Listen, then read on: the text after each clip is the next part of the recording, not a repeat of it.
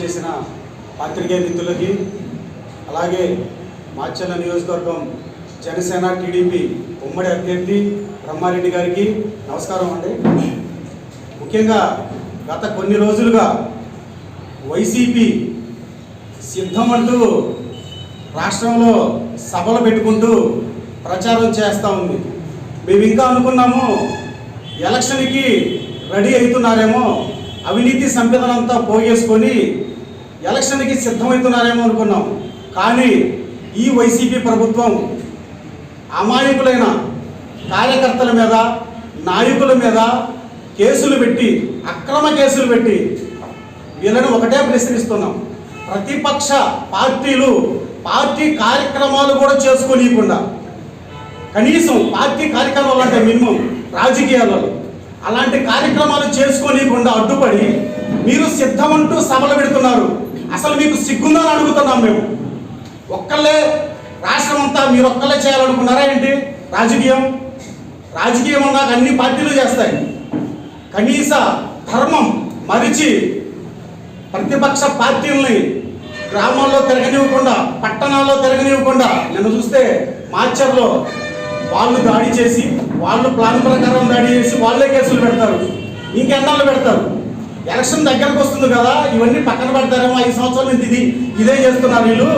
ఈ 2 నెలలైనా ప్రజల గురించి ఏమన్నా ఆలోచిస్తారేమో అనుకున్నాము. కుక్క తోక వంకరలాగా వీళ్ళ బతుకంతా ఇంతే.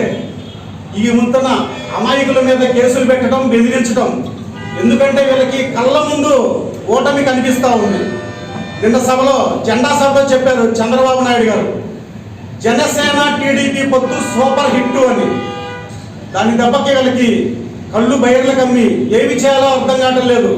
మా పవన్ కళ్యాణ్ గారు చెప్పినట్టు ఈ వైసీపీని అధపాతాళానికి తొక్కి ఈ ఆంధ్రప్రదేశ్ని కాపాడుకుంటారు.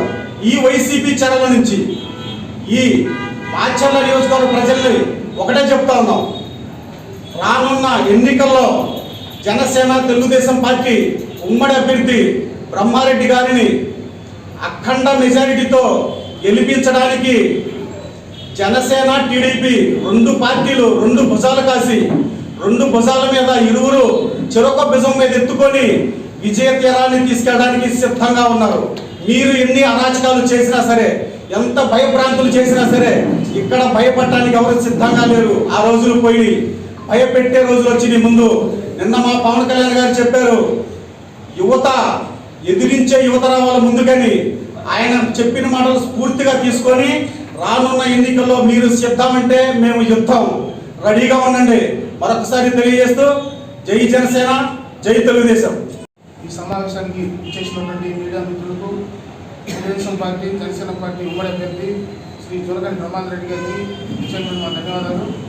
ముఖ్యంగా ఈరోజు మేము తెలియజేస్తూ ఉన్నాం, మాచర్ల పట్టణం నుంచి అధికార పార్టీ ఓటమి మొదలవుతుందని భావించి మాచర్ల పట్టణంలో జనసేన పార్టీ, తెలుగుదేశం పార్టీ కార్యకర్తలను ఈ యొక్క రాబో ఎలక్షన్స్లో పాల్గొంచుకోకుండా, ముఖ్యంగా మా యొక్క ముస్లిం సోదరుని బ్రహ్మారెడ్డి గారి గెలుపులో తోడ్పాటు అందిస్తున్న ముస్లిం సోదరుల్ని భయపెట్టడానికి వీరు చేస్తున్నటువంటి చర్యలు మీకే తిప్పుకొట్టుకుపోతా ఉన్నాం.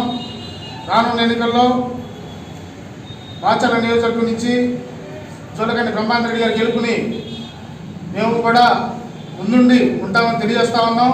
అదేవిధంగా పోలీస్ శాఖ వారు అధికార పార్టీతో కుమ్మక్కై మా యొక్క తెలుగుదేశం పార్టీ నాయకులపై మీరు పెట్టినటువంటి కేసులు ఎంతో విడ్డూరంగా ఉన్నాయి. మీకు ఒకటే తెలియజేస్తా ఉన్నాం, మీకు శాలరీ ఇస్తుంది మా యొక్క ప్రజల యొక్క పన్నుల ద్వారా మీకు శాలరీ ఇస్తూ ఉన్నారు. ఏ ఒక్క అధికార పార్టీ నాయకులు వాళ్ళ జేబుల నుంచి ఇవ్వట్లేదని తెలియజేస్తూ ఉన్నాం. మీరు పారదర్శకంగా ఎంక్వైరీ చేసి ఇటువంటి తప్పుడు కేసుల్ని పెట్టకుండా చూడాలని తెలియజేస్తా ఉన్నాం.